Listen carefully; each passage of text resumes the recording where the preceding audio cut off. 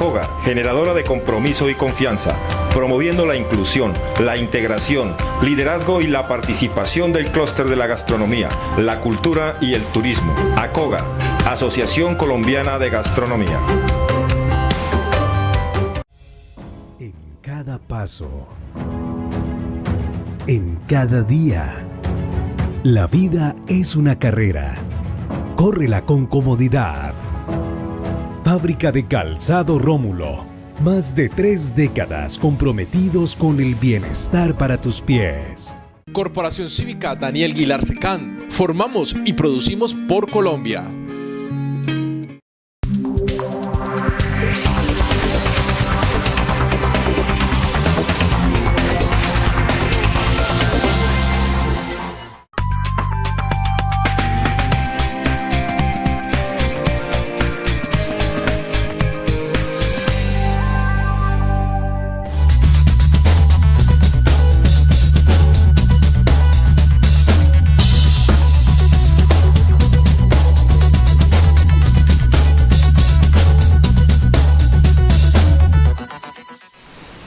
Amables televidentes, los saluda José Alberto Tejada Echeverry, presentándoles el programa institucional del Canal 2 informativo Nuestra Gente.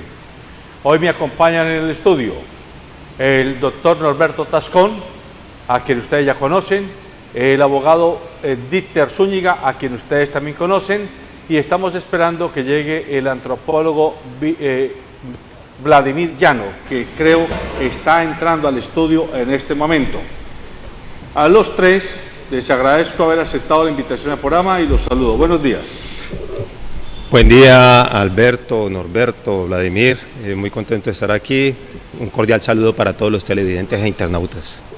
Pues muy buenos días, José Alberto. Una mañana lluviosa en la ciudad de Santiago de Cali y el departamento del Valle. Igualmente el saludo para los colegas del panel, para el equipo técnico y por supuesto para toda nuestra amable audiencia del informativo. Buenos días, José Alberto, gracias por la invitación. Y bueno, como siempre, dispuestos a revisar los temas que nos atañe esta coyuntura. Muy bien. Este fin de semana largo, el 9 de noviembre, se cumplieron 30 años de la caída del muro de Berlín, que de alguna manera es el símbolo del final de la Guerra Fría. Guerra Fría, que era un enfrentamiento de calma chicha entre Estados Unidos y la Unión Soviética como los dos grandes monstruos o imperios que se habían repartido el mundo después de la Segunda Guerra Mundial. Pero también este fin de semana Bolivia movió telúricamente la tierra americana y se presentaron unos hechos que desencadenaron la renuncia del presidente Evo Morales. Esto unido a todos los problemas que internamente en Colombia se viven y que particularmente están girando en torno a los últimos acontecimientos que ha vivido el Gobierno Nacional con el Congreso de la República, con respecto al Ministerio de Defensa y ahora con respecto a las llamadas reformas que se intentan pasar por el Congreso y que han generado que grupos sindicales, movimientos sociales, comunitarios, estudiantiles, indígenas y campesinos llamen a un paro nacional el próximo 21 de noviembre, jueves. Estos son pues los temas que nos tienen sobre la mesa. Yo quiero pedirles a mis colegas, siempre con el ánimo de intentar hacer pedagogía, porque no me cansaré de repetir, la tribuna periodística es una tribuna periodística, es decir, es una tribuna de notaría de la historia. La tribuna periodística no es proselitista, no es para que el director del programa o los invitados comentaristas hagan proselitismo partidista de uno o de otro lado, sobre todo sin aclararle a su audiencia desde qué orilla política o ideológica o económica están haciendo sus planteamientos.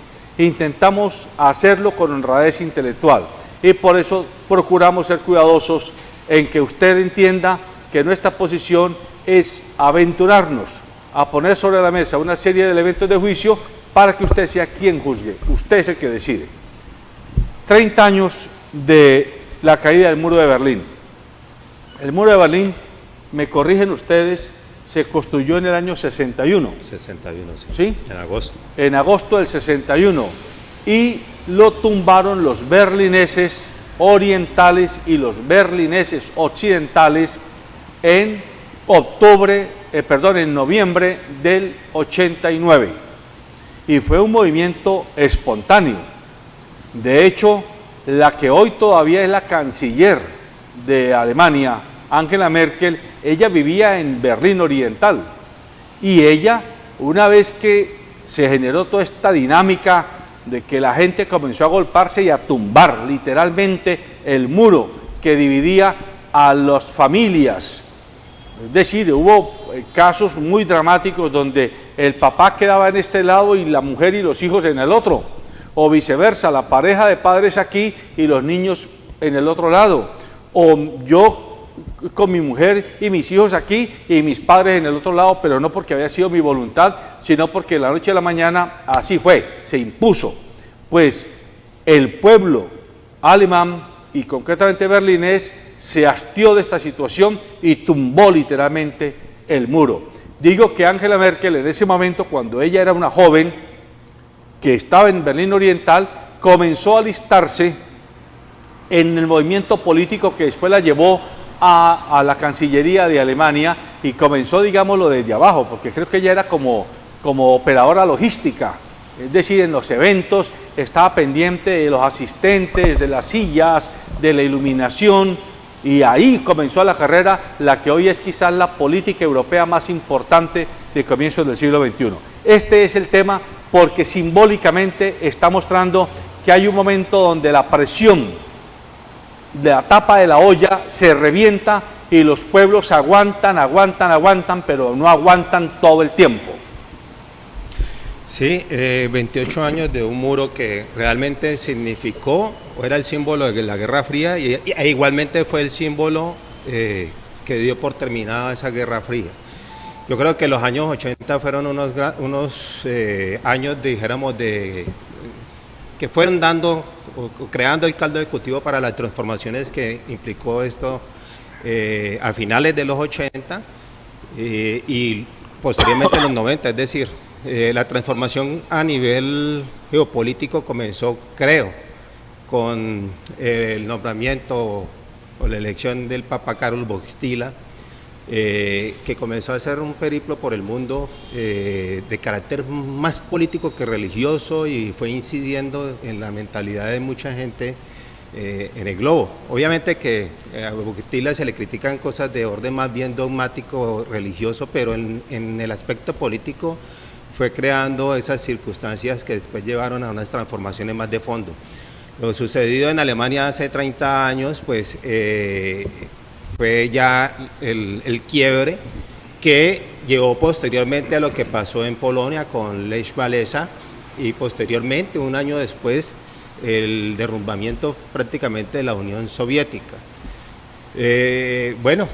Estamos hablando de un muro que tenía una prolongación de aproximadamente 160 kilómetros que se fue transformando con el tiempo, ¿no? Porque inicialmente comenzaron con algunas barricadas, posteriormente ya comenzó la construcción de alambradas. De alambradas, exacto. Unos muros mucho más altos hasta que se habla de una cuarta generación, que era un muro de 3,6 o 7 metros, con estructura de hormigón y estaba revestida de metal, por eso inclusive se le llamó también, se habló de la barrera metálica que implicaba esto. Bueno, de todos modos, la confrontación de los dos sistemas ahí de cara, de frente uno al otro y las familias viviendo esas angustias de lado y lado, pues generaron después de que se produjera lo que se produjo. Para mí, José Alberto, estos muros de la ignominia tratan de repetirse, fíjese, después de que se derrumba el muro de Berlín o la famosa muralla que separaba a unas gentes que pertenecían al mismo territorio que inclusive tenían familias tanto en uno o en el otro lado que quedaron separadas finalmente por este muro. Hoy estamos viendo que, si bien es cierto, no es en el mismo país, sí Trump, que es un recalcitrante ultraderechista, pues trata de hacer también un muro que separe su frontera de la de México, una frontera altamente cambiante, una frontera por donde transitan diariamente miles y miles de mexicanos y de americanos. Sin embargo, con el prurito de que la gente está pasando de manera ilegal, Trump ha querido construir esa barrera que en un principio quiso hacerla, pero comprometiendo los recursos del país mexicano, a lo que lógicamente López Obrador no le tomó iniciativa, y Trump ha querido, a como dé lugar, tratar de construirlo con el prurito de que Estados Unidos no puede ser invadido por personas que realmente son ilegales y que detrás de ellos se alberga la posibilidad de criminalizarse en los Estados Unidos. Y a eso también agréguele el que Estados Unidos con esto, pues más que cualquier otra cosa, lo que busca es crearle una barrera al paso de drogas ilícitas, situación que ha sido compleja porque en la medida en que se creen obstáculos, pues estos personajes que son hábiles en su manera de pensar, se idearán otro tipo de estrategias para pasar la droga a los Estados Unidos. Y con respecto pues a que el pueblo berlinés sencillamente no aceptó eso, porque concebían que eso era una especie de ignominia que nace precisamente por allá, como rezago de lo que fue la época hitleriana. No podemos negar que ya son países que han sobrepasado, se han cambiado sus estructuras mentales, si se quiere, y no era viable ni da lugar a que unas personas que conviven en el mismo territorio, que son de la misma Berlín, estuviesen separados, discriminándose cuáles eran los de un lado y cuáles eran los del otro, hablándose orientales y occidentales. Vladimir. Bueno, digamos que es un hecho histórico, o fruto de un hecho histórico. Alemania es destruido prácticamente por los dos ganadores de la Segunda Guerra Mundial, la Unión de Repúblicas Socialistas Soviética y los Estados Unidos, y se logra una alianza entre ellos para poder derrotar la Alemania nazi, y se divide en el mundo, ¿no? Se divide en el mundo europeo particularmente, una Alemania para el lado de los Estados Unidos con la OTAN y otra Alemania para la Unión de República Socialista Soviética con el Pacto de Varsovia. Había que reconstruir Alemania, y esta reconstrucción lo hacen los dos grupos, el Pacto de Varsovia por un lado y la OTAN por el otro. Reconstruyen Alemania y después de varias descendencias comienza a construirse una identidad alemana propia, particular, pero primero fue un hecho histórico. Ese hecho histórico digamos, del derrumbe del muro de Berlín, de que se veía las dos Berlín, se debe también a fenómenos externos. Estamos en pleno proceso de globalización, está difundiéndose la globalización económica. Los Estados Unidos, junto con otros países como Inglaterra, digamos, han avanzado en ese proceso de estrategia neoliberal y de globalización, logran imponerse y digamos que lleva esa dinámica para llegar a un mundo, digamos, unipolar, con la predominancia absoluta de los Estados Unidos. Sin embargo, después de los acontecimientos van a plantear de que definitivamente no se puede tener un mundo unipolar y que somos multipolares. Pero digamos que es la esencia de lo que pasa con el derrumbe del muro de Berlín, y es supuestamente la entrada y la hegemonía de los Estados Unidos, la superpotencia, pero que hoy en día no es tan claro. Y habría que agregarle a lo que ustedes comentan, que de alguna forma la caída del muro de Berlín es como el empujón final que necesitaba la Unión Soviética para desaparecer como Unión Soviética, porque de hecho desaparece en 1991. Y esa caída de la Unión Soviética, esa fragmentación, esa explosión, donde quedaron fragmentados los países que antes hacían parte de la Unión de Repúblicas Socialistas Soviéticas, da lugar, o mejor, se inscribe en la dinámica de lo que hoy conocemos como el neoliberalismo económico, porque la circunstancia económica era básicamente que la economía centralizada no funcionaba, que era lo que había en la Unión Soviética, que la economía controlada por el Estado no funcionaba, que lo único que funcionaba era la economía dinamizada por el mercado. Son las épocas de Ronald Reagan y son las épocas de Margaret Thatcher, dos líderes occidentales que empujaron esto y que de alguna manera hoy nos tienen casi después de 40 años, 30 años largos, viendo los estragos que el neoliberalismo económico ha hecho en la sociedad mundial. Digamos lo que es dejarle a usted, amable televidente e internauta, esta apreciación, este recorderis histórico, porque es que la historia de la humanidad es circular, nunca es lineal, ella es circular, ella de alguna forma repite ciclos y por esa razón es importante que usted siempre tenga presente los hitos históricos de los últimos 30 o 40 o 50 o 100 años, porque de alguna manera vuelven y se repiten en un momento determinado. Les propongo que hagamos un cambio de página y nos vengamos para Bolivia, o mejor, para América Latina. América Latina en particular ha estado muy movida como subcontinente en los últimos 2 meses. Pero hace 20 días, o concretamente el 20 de octubre mejor, que se dieron las elecciones en Bolivia, el presidente en ejercicio, Evo Morales, fue acusado por la oposición política de que había habido trampa, que no era legítima ese triunfo en primera vuelta, y esto desató una ola de protestas aupadas obviamente por sectores de derechas en Bolivia, pero también, y aquí hay que decirlo con claridad, por sectores del pueblo que no estaban de acuerdo con que Evo Morales siguiera a un cuarto periodo. Hoy tenemos el resultado. Bolivia es un país que en este momento no tiene gobierno, que está ahí guiando de lo que pueda pasar entre ayer y hoy en la Asamblea de Diputados y que se pueda convocar a elecciones dentro de 60 o 90 días. Pero lo cierto es que Evo Morales ya no es el presidente. ¿Cómo se llama el que era vicepresidente? García Lineras. Álvaro García Linera ya no es el vicepresidente.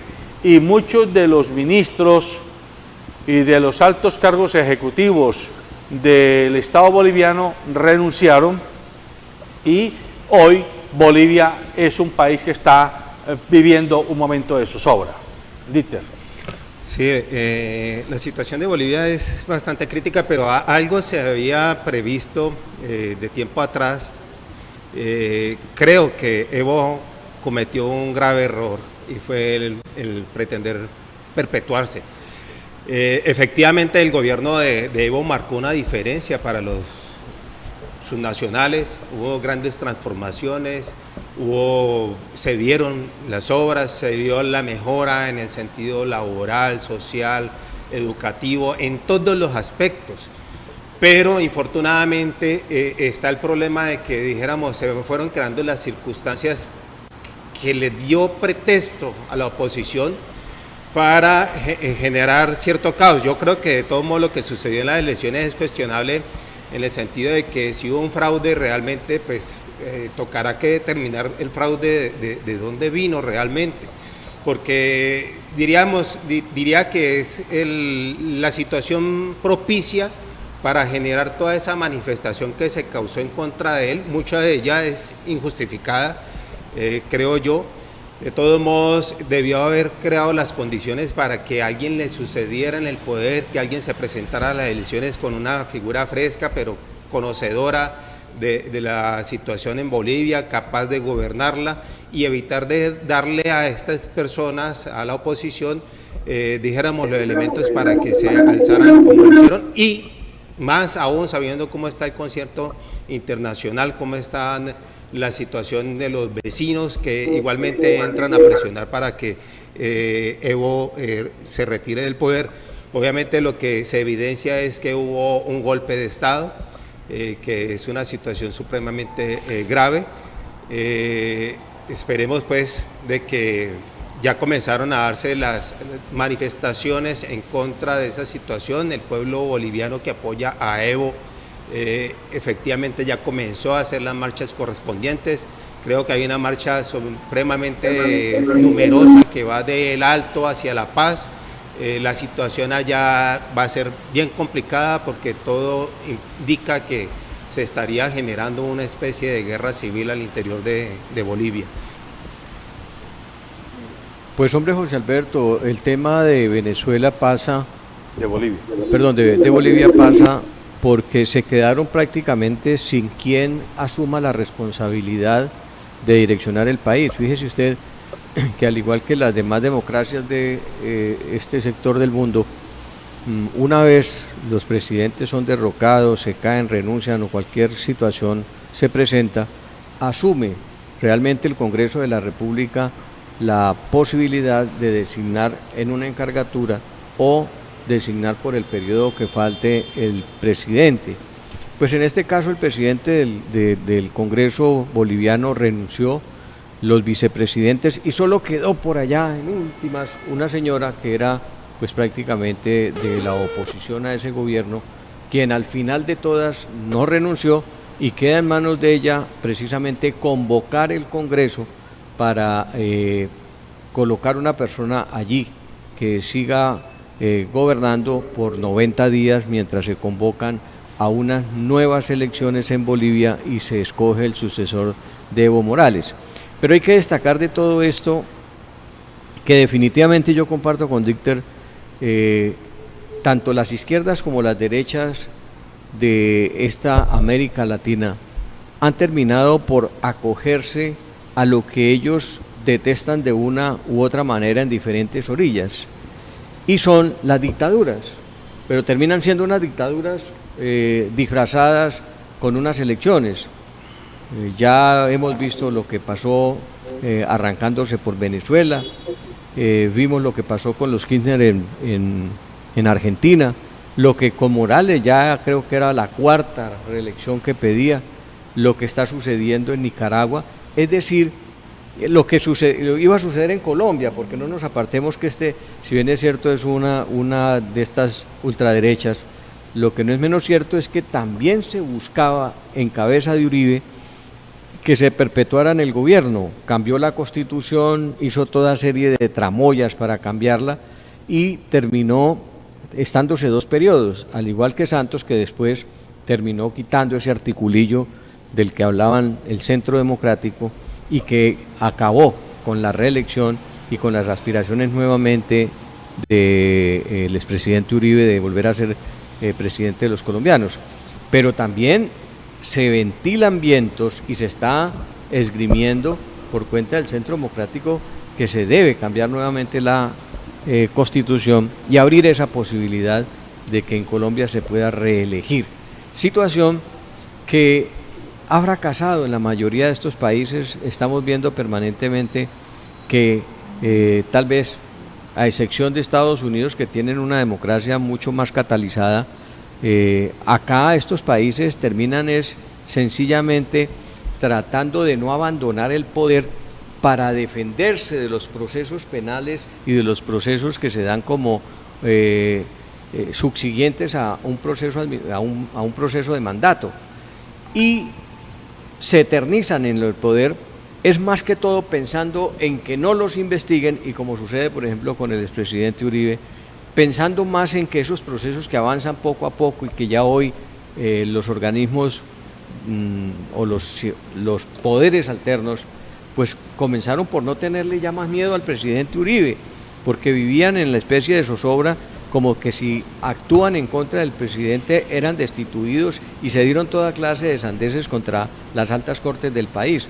Hoy estamos viendo que la situación es completamente diferente, y esto hace sí fíjese usted que colateralmente ya el gobierno de Venezuela comience a sentirse más solo en el contexto latinoamericano, y esto puede desenfrenar, porque hay que sumarle lo que pasó en Chile, lo que pasa en Bolivia, lo que se ha gestado inclusive en la misma Argentina, el paro del 21 en Colombia y toda esta serie de movimientos que se han venido presentando como consecuencia específicamente de la privatización de la mayoría de las empresas como consecuencia de la globalización de la economía. Mira, lo de Bolivia es interesante porque es el país que más crecía económicamente. Sí. El gobierno de Evo logró disminuir la desigualdad. Es un país, digamos que mayoritariamente indígena, campesino, y lograr esa transformación siendo uno de los países más pobres del continente es muy importante. Yo creo que tampoco se dio un proceso de dictadura por parte de Evo, yo no lo considero. Yo creo que lo que sí se está asistiendo ahora es un golpe militar que sí es dictatorial. Es decir, hay que diferenciar entre un proceso político interesante, un líder indígena, el único de la región. Es decir, la Declaración de Derechos Indígenas a nivel internacional son varias que han reconocido que los pueblos indígenas se deben de proteger, y qué bien que un indígena lidere un estado en América Latina. Y digamos, de un momento a otro, de acuerdo a un crecimiento económico alto, digamos, con resultados muy importantes en América Latina, sea derrocado, digamos, por una oposición. Hay que aclarar lo siguiente: esa oposición siempre ha estado, es la oposición de Santa Cruz, es una oposición neoliberal, conservadora, que siempre ha existido y que siempre fue la oposición. Lo que pasa es que no logró las mayorías políticas y no las ha logrado. Y acá asistimos hoy que Evo renuncia, hay un vacío de poder, y en estos momentos vemos cómo el campesinado y el movimiento indígena está retomando las calles, digamos, legitimando, ya que Evo no está, todo lo que han realizado hasta ahora esos movimientos, son la mayoría del Parlamento, por lo cual lo más probable es que el presidente encargado va a ser del movimiento social indígena y campesino, y están midiendo fuerzas, y parece que la fuerza indígena es mucho mayor. ¿Y cómo puedo deducir que es mucho mayor? Pues que son 7 millones, entre 7 millones y 8 millones de indígenas contra 3 o 4 millones de otros grupos étnicos en Bolivia. Entonces son, digamos, mayoría absoluta en términos de población y muy organizados políticamente. Entonces digamos que apenas empieza a disoldarse esa situación. Otra cosa que quería aclarar: los indígenas y los campesinos bolivianos tienen una larga historia de derrumbar golpes militares. Bolivia, yo creo que es el país donde más golpes militares han sido derribados por la protesta ciudadana, particularmente de indígenas y campesinos, y creo que eso no va a ser la excepción. Hay una cosa, doctor Llanos, con la venia, José Alberto, y es que yo hago referencia es a que estos presidentes terminan reformando las constituciones cuando están ellos allí en el poder, no cuando están fuera del poder, que era lo que acá se reclama. Reformen la constitución hacia el futuro, pero la reforman precisamente para ellos en unas elecciones volver.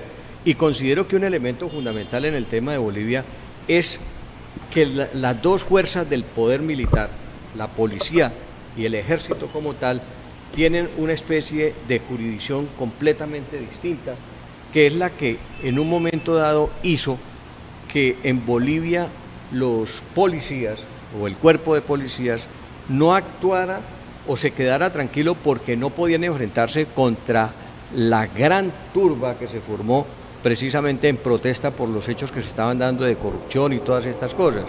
Y eso hizo que el ejército no actuara, porque al final lo que se iría a ver era un enfrentamiento de dos fuerzas armadas que repercutirían en unas matanzas y quién sabe más en qué desenfrenos, lo que dio lugar a que le pidieran a Evo Morales, como lo han dicho, que dimitiera en aras de no generar un caos mucho más precario y mortal de lo que se estaba previsto.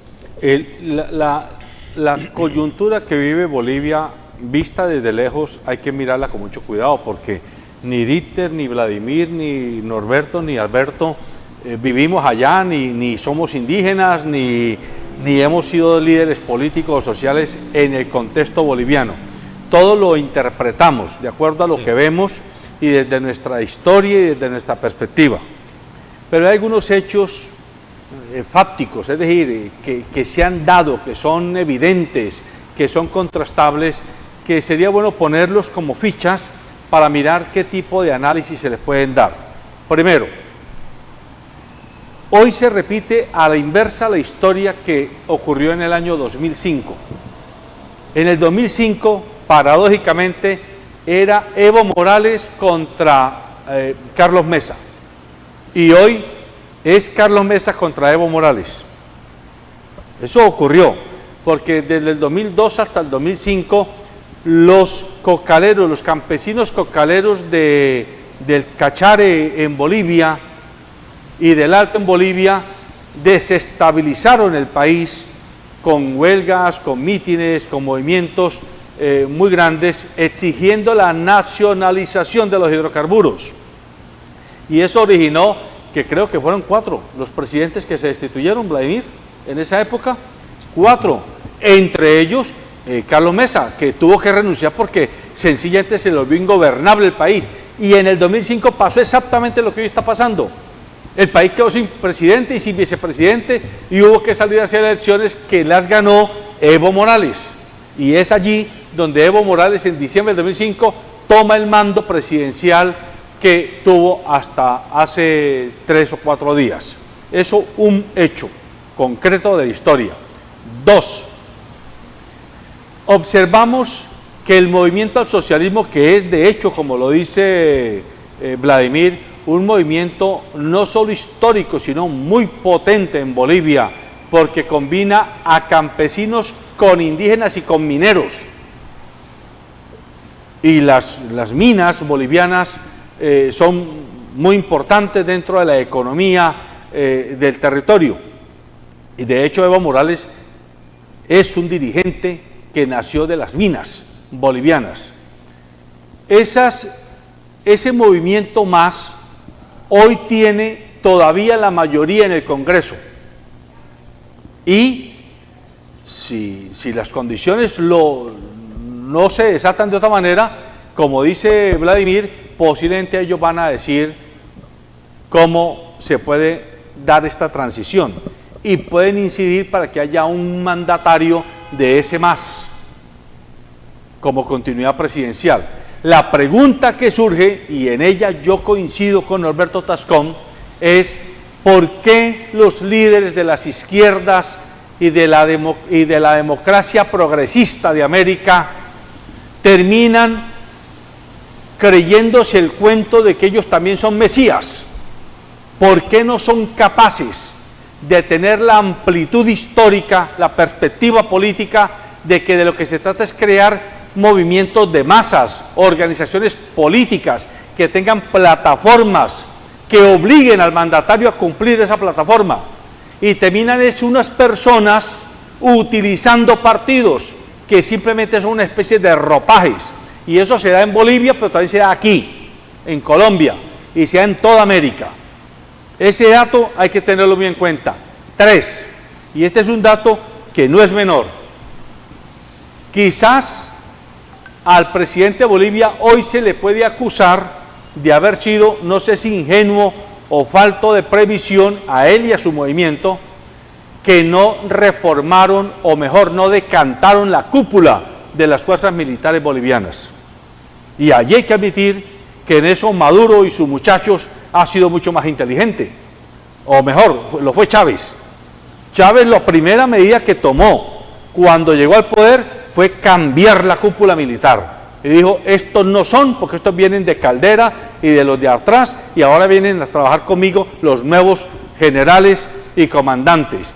Evo no lo hizo.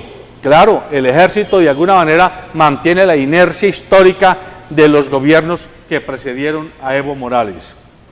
Y 4, que no es un tema menor, y ya lo dijo Vladimir, ojo, Bolivia el 67%, el 70% de los bolivianos son indígenas, son pueblos originarios, y solo un 30% es mestizo, y algunos se creen criollos, o sea, españoletes vestidos de indígenas, y entonces genera una mezcla más blanquita que cobriza. Pero allí se puede terminar dando una situación como la que vivió Sudáfrica en África, que la mayoría de africanos, el 90%, eran negros y solo entre un 5 y un 10% de la población era blanca, pero esa población minoritaria fue la que gobernó a Sudáfrica durante muchos años, por lo menos 40 años, donde se generó el famoso apartheid. Ahí hay datos históricos que habría que analizar. Bueno, yo ya lo dije al momento en que comencé a hablar sobre el tema, y es que a mí sí me parece que allá se cometió un error en personalizar el poder como está personalizado, pero de todos modos uno debe respetar la autonomía de los pueblos. Efectivamente, hay que aclarar que hasta, por lo que yo tengo entendido, en Bolivia la Constitución permite la elección hasta por un segundo periodo, nada más que Evo consultó a lo que se llamaría el Tribunal Constitucional de Bolivia para poderse reelegir. Efectivamente hubo una aprobación por parte del tribunal y así pues ha venido sucediendo. Se supone que ha venido ganando en Frank Khalid en las urnas, y en ese sentido pues si el pueblo así lo ha querido, pues tendrían que respetar ese mandamiento popular. Obviamente, vamos a ver, eso fue lo que no se respetó. Estamos hablando de una derecha que se puede calificar inclusive de extrema derecha. Este señor Luis Fernando Camacho, que pertenece al Comité Cívico de Santa Cruz, es considerado el Bolsonaro de Bolivia. El señor Carlos Mesa fue presidente y durante su gobierno no fue que promoviera mayor cosa en favor de la población. Y la señora Yani Áñez, pues es una opositora a todas las medidas o a toda la política que implantó Evo Morales durante su gobierno. Y estamos hablando de un gobierno que está reconocido, logró cosas que no se esperaban y que inclusive pusieron a Bolivia como el país latinoamericano con mayor desarrollo, con un 4% de crecimiento anual de la economía. Entonces hay que ver qué es lo que está en confrontación. Ahora, frente a las fuerzas militares y a la policía, yo no sé si realmente estamos ante unas fuerzas militares y de policía débiles, me da la impresión, porque inclusive de acuerdo a un link que me enviaron ayer, ya inclusive frente a la manifestación que hay de la comunidad indígena en Bolivia, ellos ya decidieron, o sea, hacerse a un lado porque no pudieron contener esa manifestación y están pidiendo ahora la cooperación o la intervención del ejército. Vamos a ver qué pasa con el ejército, si va a ser consecuente con lo que planteó frente a las primeras movilizaciones en contra de la elección de Evo, es decir, pedir pues algún tipo de intermediación para evitar que haya derramamiento de sangre, como tal parece que lo va a haber. Pues hombre, José Alberto, yo sigo pensando que estos giros que se están dando en algunos de los países de América tienen que hacernos repensar y sentarnos, porque es que hay fenómenos también allí pujantes. Esta semana precisamente salió de la cárcel Lula da Silva y ya anunció que se va a unas elecciones, y los indicadores en Brasil es que si a Lula no lo encarcelan, Bolsonaro no había sido el presidente de Brasil. Y esto prende nuevamente una llama allí en Brasil que hace pues casi que desnudar las falencias de lo que es esa extrema derecha representada por Bolsonaro, con todas las cosas que ha hecho, especialmente cuando se trata de la explotación de las minas, que estuve viéndome un documental que salió en Netflix y pareciese que América Latina está contaminada por la explotación ilegal de las minas, en cualquiera de los horizontes que sea. Y esto en Colombia no es tampoco extraño, y menos en todos estos países en el que inclusive se habla de que en Bolivia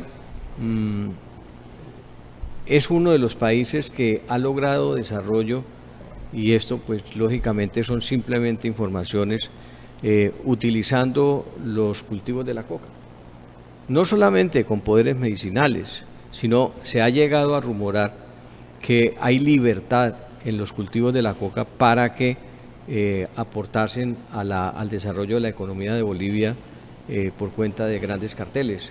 Y sospecho algo, y es como el país que sale a darle el asilo político a Evo Morales es precisamente México, donde estamos viendo que se han asentado y se perpetraron ya los mayores carteles y los más sanguinarios carteles de las drogas ilícitas que pasan a los Estados Unidos y que ya exportan a territorio europeo.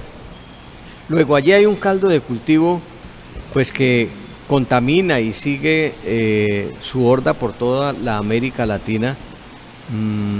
Vamos a ver el comportamiento en estas próximas elecciones, pero sí definitivamente creo que a estos países latinoamericanos esa revolución global del neoliberalismo no le ha hecho lo suficientemente bien y por el contrario ha dejado en todos estos países unas especies de incrustaciones en las que más los presidentes terminan impuestos y casi que señalados por los fondos internacionales económicos que por las mismas gentes que habitamos estos países.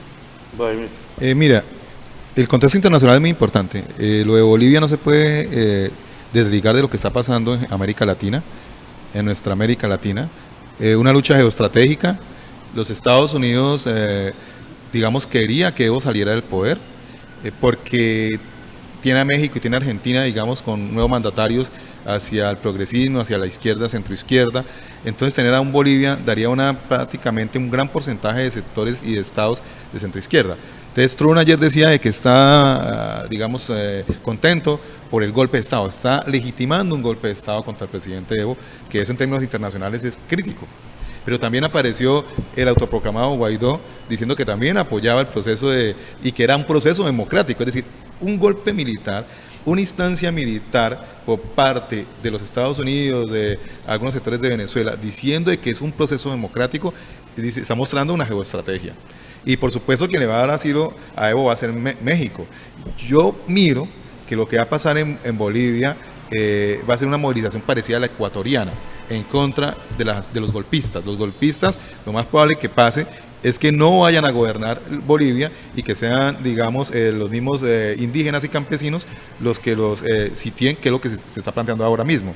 Y lo otro que quería decir es que, claro, Estados Unidos no se iba a quedar quieto, Trump, precisamente, porque es que en estos momentos hay un problema en Chile grave, y entonces perderían a uno de sus presidentes. En estos momentos parte, digamos, del Parlamento chileno está diciendo de que se adelanten elecciones para Chile y que se llegue a una asamblea constituyente. Entonces también sería un golpe, digamos, geoestratégico para los intereses de los Estados Unidos. Y tenemos el caso de Ecuador, que todavía tampoco está del todo, digamos, resuelto, donde Lenín Moreno, que venía haciendo estrategia con los Estados Unidos, está en un problema de legitimidad. Entonces todo este contexto lleva a que miremos la situación desde una perspectiva más general y desde el derecho internacional y desde las lógicas internacionales y de intereses para lo que está pasando en Bolivia. Y habría que agregarle a lo que usted dice, Vladimir, que es que hoy no es lo mismo que hace 30 años.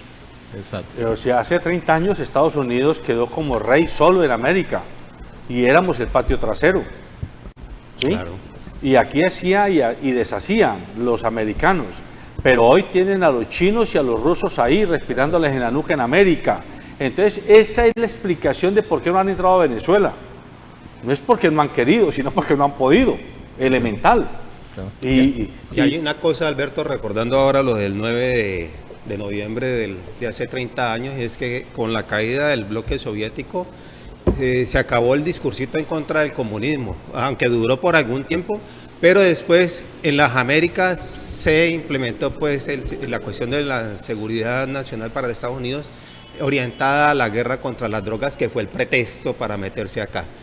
Yo siempre he insistido aquí que aquí lo que hay es toda una política mundial en contra de los estados de bienestar, que son un obstáculo a las políticas económicas de los grandes imperios y de las grandes corporaciones transnacionales que quieren quedarse con los recursos de las naciones llamadas hasta hace poco como del tercer mundo. Entonces, el estado de bienestar es un problema para ellos, por eso hay que tumbar gobiernos como el de Bolivia, el de acabar con la herencia de Correa en Ecuador, acabar con lo que pasó en Argentina, etcétera.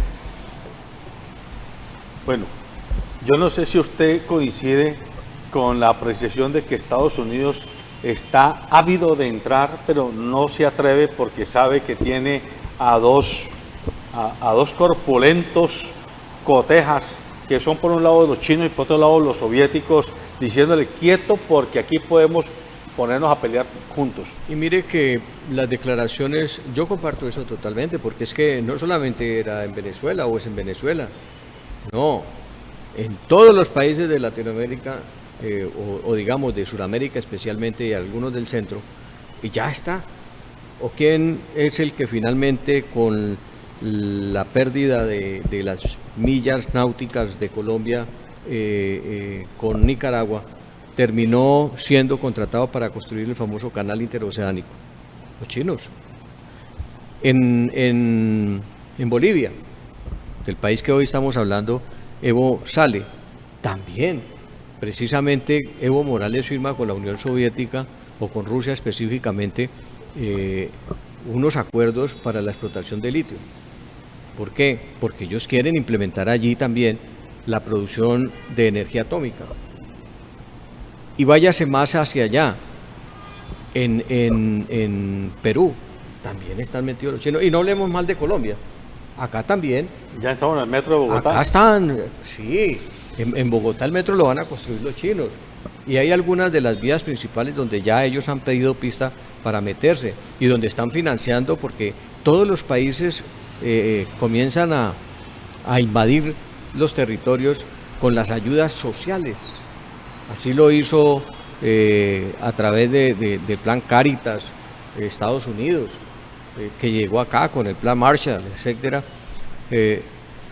Llegan haciendo o auxiliando una población supuestamente que está en condiciones de inferioridad frente a crear una especie de equilibrio entre pobres y ricos, y terminamos sencillamente viéndolos cómo invaden poco a poco unos territorios, y esa es la razón por la cual hoy Estados Unidos está desesperado, porque está perdiendo enclaves importantes, está perdiendo oportunidades importantes. Trump salió a decir que felicitaba a Evo Morales porque había renunciado.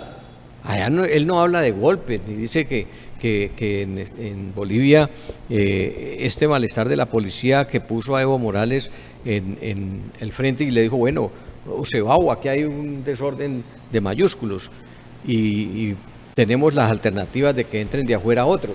Pero allá también los chinos y los soviéticos dijeron, ojo, las inversiones nuestras están aquí en Bolivia también, y aquí esto no lo podemos dejar perder ni lo podemos dejar desmejorar. Y eso pasa en Venezuela. ¿Por qué en Venezuela no se ha podido tumbar a Maduro?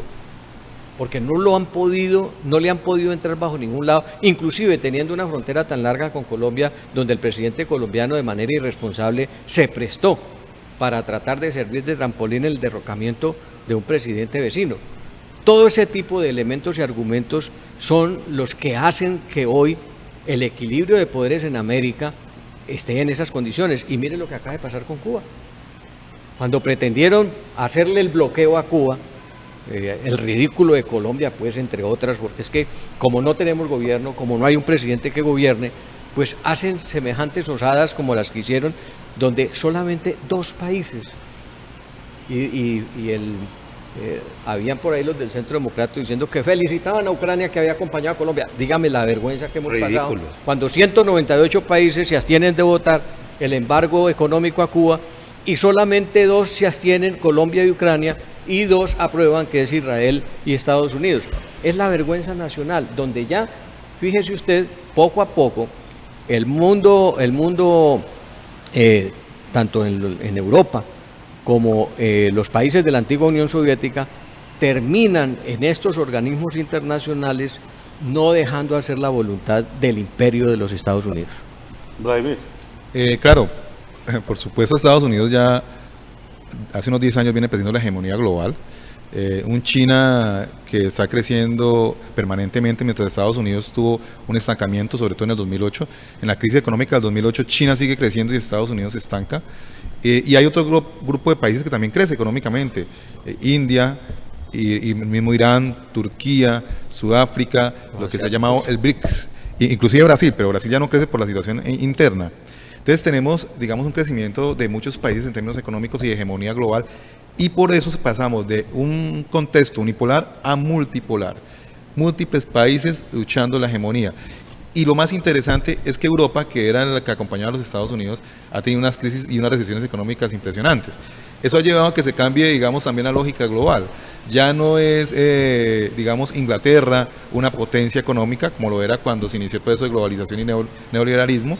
Ya aparece, por ejemplo, la India, China, superando a Japón, incluso que era otro aliado de los Estados Unidos, y otros países como Rusia, que también estaban por fuera del contexto económico global a partir de la pérdida de la Unión de Repúblicas Socialistas Soviéticas, de esa crisis que tuvieron, hoy también es protagonista de la economía global. Entonces digamos que todos ellos están hoy en la dinámica y están en América Latina. Los países que más apoyan en estos momentos el gobierno de Maduro en términos económicos son Rusia, China e India. Bueno, Turquía también se me escapaba. 4 países que crecen económicamente de una forma impresionante en el mundo. Y tiene el respaldo armamentístico de, digamos, de Rusia, Venezuela, que eso es lo que difiere de lo de Bolivia. Mientras en Bolivia no hay una carrera armamentística, en Venezuela sí. Y por esa razón también es delicado que los colombianos o que el gobierno colombiano se introduzca en la problemática de Venezuela directamente, porque en términos militares, de aparatos militares, por supuesto Colombia está en mucha desventaja. Y si metemos el problema de China y Rusia del lado de Venezuela y Estados Unidos en Colombia, tendríamos, digamos, una crisis armamentística y lo más perjudicado sería la sociedad colombiana. Y esto me conecta con algo. Colombia también hace parte de la geoestrategia y la atención latinoamericana, y por eso, digamos, dentro de poco estaremos en procesos de movilizaciones y de protestas sociales, porque así como en Chile el neoliberalismo fracasó, en Colombia, que es otro de los países abanderados del neoliberalismo en la región, también está, parece que fracasando en términos de inclusión, en términos de desigualdad, en términos de educación superior, de salud y otras cosas que están sucediendo en el país. Bueno, será para otro programa que tendremos la oportunidad de hablar en extenso sobre el llamado paro del 21 de noviembre, porque hay que mirarlo desde varias perspectivas. Pero aquí, para terminar el análisis de lo que ha ocurrido o está ocurriendo con Bolivia, entender también que hay 2 factores adicionales que afectan la hegemonía de Estados Unidos en el subcontinente. Uno, que definitivamente la bancarrota americana está a un punto de salir a flote. A nosotros, que en general los nacionales de los países no somos expertos en los grandes temas económicos, eso no nos parece o no nos cabe en la cabeza, pero los expertos, los Joseph Stiglitz, los Krugman, que son economistas que han sido premios Nobel, ya lo vienen diciendo desde la crisis del 2008. Estados Unidos no tiene con qué pagar la deuda externa, porque la deuda externa de Estados Unidos es 2 veces su Producto Interno Bruto. Colombia, para que ustedes me entiendan la comparación, Colombia debe el 40% de su Producto Interno Bruto, lo debe Colombia al extranjero. Estados Unidos debe el 200 y tantos % de su Producto Interno Bruto, que es 50 veces más grande que el de Colombia. Es decir, nunca tendrá con qué pagar. Hasta ahora se ha salvado de una hecatombe porque el dólar es la moneda de intercambio internacional, pero en el momento en que el yuan y que las monedas chinas e indias comiencen a jugar en el mercado de capitales mundiales y el rublo de Rusia, no sé qué va a pasar con la economía americana. Y 2, muy importante, que Estados Unidos ya no tiene cómo darle reversa a la historia en el desmantelamiento de su aparato productivo. Precisamente el neoliberalismo de Margaret Thatcher y de Ronald Reagan, lo que hizo en los años 80 fue decirle a los empresarios americanos: no sea bobo, váyase a montar su empresa, sobre todo las automotrices, a las grandes industrias manufactureras, váyase para China, váyase para la India, váyase para Indonesia, para Malasia, para Bangladesh, para Rusia, para Colombia, para Bolivia, váyase a donde es barata la mano de obra, donde la materia prima es barata, váyase. Y claro, Mientras en Estados Unidos, en los años 80, una hora trabajador podía costar 100 es cualquier valor, esa misma hora trabajador en China o en Bangladesh podía costar ni siquiera 1, sino 50 centavos de 100, o sea, nada. Pero hoy, ¿cómo hará Trump y su compañía para devolver los entables industriales de la General Motors, de la Ford Company y de todas las grandes industrias manufactureras, Adidas, Nike y todas esas empresas que se fueron llevadas por la codicia a explotar a medio mundo, pero hoy no tienen entable industrial en Estados Unidos? Ahí está, hay otro problema grave. Claro, ese es lo que también hemos dicho aquí, que son lo que tiene que ver con los estados corporativos, ¿no? Es decir, realmente lo que hay detrás de estas grandes naciones son unas grandes corporaciones que son las que sacan los réditos de carácter económico y financiero. Y bueno, los estados como tal de pronto prestan ese otro respaldo, que es el respaldo militar que se requiere para imponerse a la fuerza si es necesario. De todos modos, creemos que efectivamente la situación de Estados Unidos es crítica. Efectivamente lo que sucedió en el 2008 lo reflejó, o sea, vivían en una burbuja financiera que tal parece que no desapareció. El problema de todos modos es que Estados Unidos, bueno, hay que reconocer que con Trump los conflictos armados hacia el exterior no se produjeron como de pronto sí se produjeron con Obama. Pero lo preocupante con este tipo de situaciones de esos conflictos es que desencadenan unas crisis de carácter económico que fuerzan precisamente a las grandes corporaciones, a los bancos, a la banca mundial, a imponer medidas económicas a los países más pobres o con menos poder. Entonces, todo esto que estamos viendo, todas estas políticas financieras que tienen que ver con cuestiones de carácter laboral, cuestiones de carácter pensional, en lo que tiene que ver con el presupuesto dirigido a la educación, a los sectores sociales, irlos reduciendo y todo eso, en gran medida son el resultado precisamente de esas intervenciones de carácter militar que en algún momento se produjeron en el Oriente y que cesaron hasta hace poco. Entonces eso es característico, ¿no? Inclusive desde la época colonial, cuando se generaban las guerras, venían las apretadas a las colonias frente a los impuestos y tributos. Últimos comentarios. Mira, yo creo que la dinámica en estos momentos, China es protagonista y es indudable. Estados Unidos, Trump ayudó a que no cayera en la crisis. Hoy tiene el nivel más bajo de desempleo de los últimos 50 años, no se puede desconocer. Ha hecho toda una estrategia de negociación global, ha predominado, digamos, los acuerdos económicos a las confrontaciones armadas. Pero hay que aclarar lo siguiente, los chinos fueron muy hábiles. La estrategia neoliberal la inventaron los Estados Unidos, Inglaterra y Japón. Pero hoy en día vemos la lógica contraria. En un capitalismo de Estado chino se expandió y sigue creciendo impresionante. Y está la guerra comercial. La guerra comercial que se dio entre Estados Unidos y China, donde Huawei, una de las empresas de telefonía más grandes del mundo, iba creciendo exponencialmente y no había ningún iPhone que se limitara o que lograra, digamos, impedir ese crecimiento. Pero China no solamente creció en términos de tecnología y está creciendo más con el invento de la 5G y la creatividad en 5G, sino que también tiene Reserva Federal de los Estados Unidos. Es decir, en el proceso de crecimiento económico también compraron la Reserva Federal de Estados Unidos y también hacen comercialización con oro. Entonces, digamos que en estos momentos prácticamente China tiene el sartén por la mano en términos económicos. Porque es el mayor acreedor de Estados Unidos. Es el mayor acreedor de los Estados Unidos y es el mayor, por supuesto, Estados Unidos le debe a todas las de la deuda externa estadounidense y donde Estados Unidos está endeudado con los chinos, que es al contrario de lo que siempre pasaba en el mundo, que es que todos nos endeudábamos con los chinos. Bueno, todavía América Latina sigue endeudado en algunas cosas, pero China ya no, al contrario, Estados Unidos está endeudado con los chinos. Entonces eso ha dinamizado, digamos, el control global y hacia allá vamos, hacia en pocos años una hegemonía, digamos, o hegemonía es muy difícil, pero una superación de China en términos económicos de los Estados Unidos. Creo que va a ser más temprano que tarde. Pues finalmente yo creo, José Alberto, que a diferencia de estos países que se caracterizaron por sus patrimonios bélicos con el que asediaban a estos países del tercer mundo o a países más débiles, China cambió la estrategia. A China no le interesan los conflictos armados.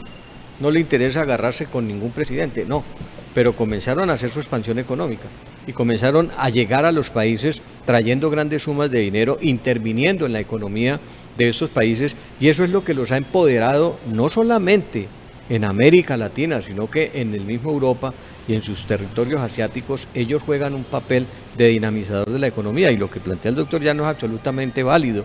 Trump cazó una pelea con los chinos a través de la Huawei y terminó perdiéndola, porque los chinos le dijeron sencillamente párela ahí, y le cerraron a los Estados Unidos una serie de hechos que llegaron a decirle a Trump que si la pelotera era con ellos, pues sencillamente ellos iban a hacer uso de sus acciones, digámoslo, y a eso Trump finalmente fue persuadido por los fondos internacionales, diciéndole que la pelea con la China no era cuestión de mandarles un misil o creer que los podían amedrentar con armas bélicas, no. China tenía el potencial económico que se irrigó por todos los lados, y esto ha hecho que los chinos no miren a un solo lado. Fíjese usted la gran diferencia. A los chinos no les interesa que en un país estén metidos en una ultraderecha o estén metidos en una ultraizquierda. Ellos llegan y se acomodan en la inversión, y la inversión no es enemiga ni del uno ni del otro, y terminan en un momento dado conciliando esos factores y ellos emergiendo en medio de las necesidades de esos países. Bueno, amables televidentes, el tiempo se nos acabó. Dejarles a ustedes como reflexión.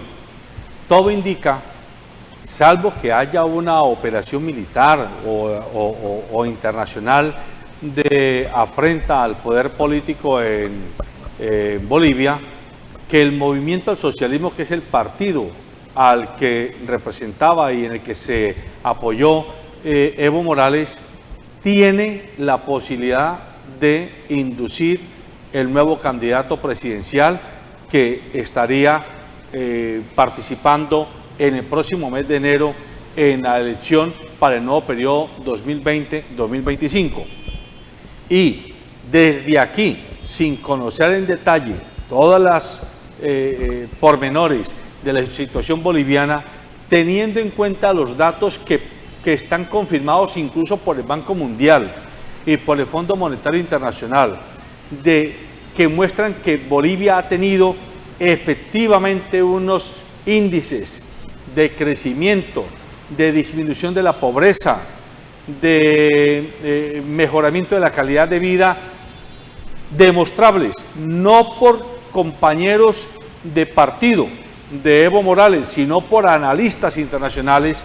Sería deseable, o es deseable, que el movimiento al socialismo logre encontrar un candidato o candidata que pueda mantener la continuidad de la obra que el gobierno de Evo Morales, en esos puntos específicos de disminución de la pobreza, de cuidado de la nacionalización de los hidrocarburos, de cuidado del medio ambiente en zonas que han sido histórica y trágicamente ultrajadas en Bolivia, y de empoderamiento de las comunidades indígenas y campesinas, que mantenga esa dinámica. Pero esto también es la lección para los líderes del llamado progresismo o el llamado visión alternativa del desarrollo de nuestros pueblos. No se crean los dirigentes políticos mesías, por favor. Siéntanse en dirigentes políticos, y un dirigente político serio tiene que ser capaz de gobernar un periodo, quizás de pronto dos, pero formar una camada de dirigentes políticos que todos estén abrevando, es decir, estén aprendiendo de un ideario de políticas económicas, de políticas sociales, de políticas ambientales, de políticas generales, que son las que después van a ejemplificar y a patentar en sus obras de gobierno. No necesitamos mesías, necesitamos propuestas políticas encarnadas en hombres y en mujeres que sean capaces de apostar por la inclusión social de las mayorías, por la disminución de las desigualdades y por sobre todo ponerle tate quieto al capitalismo corporativo internacional, que es el que nos ha hecho creer que no hay posibilidades de otro mundo y de otra sociedad. Y eso no es cierto. Buenos días.